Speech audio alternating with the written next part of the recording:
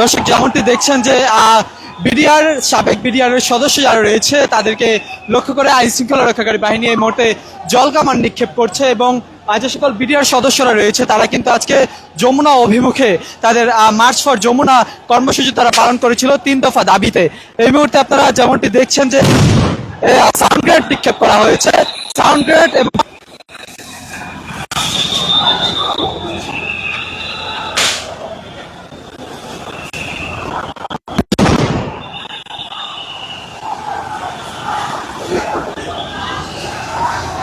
রক্ষাকারী বাহিনী সকলকে পানি মেরে অর্থাৎ পানি মেরে কিন্তু সকলকে ছত্রভঙ্গ করে দেওয়ার চেষ্টা করছে, এমন চিত্র কিন্তু আপনারা দেখছেন এবং লাঠি চার্জ করে কিন্তু তাদের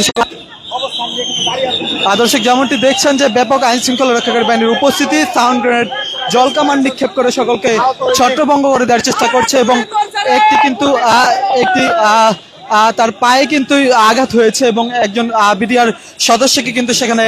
দেখা যাচ্ছে এবং এই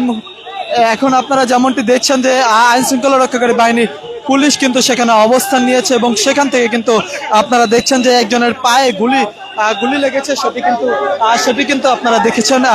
এবং আইন শৃঙ্খলা রক্ষাকারী বাহিনীর ব্যাপক উপস্থিতি সেখানে রয়েছে। পিছনে জলকামান এবং সাউন্ড গেট নিক্ষেপ করে কিন্তু তাদের সকলকে ছত্রভঙ্গ করে দেওয়ার চেষ্টা করছে। একটি উত্তপ্ত পরিস্থিতি এই মুহূর্তে সেখানে বিরাজমান রয়েছে এবং দর্শক যেমনটি আপনারা দেখছেন যে একজনের পায়ে গুলি লেগেছে এমনটি কিন্তু বলছে বিডিআর সদস্যরা এবং ব্যাপক আইন শৃঙ্খলা রক্ষাকারী বাহিনীর উপস্থিতি কিন্তু সেখানে রয়েছে।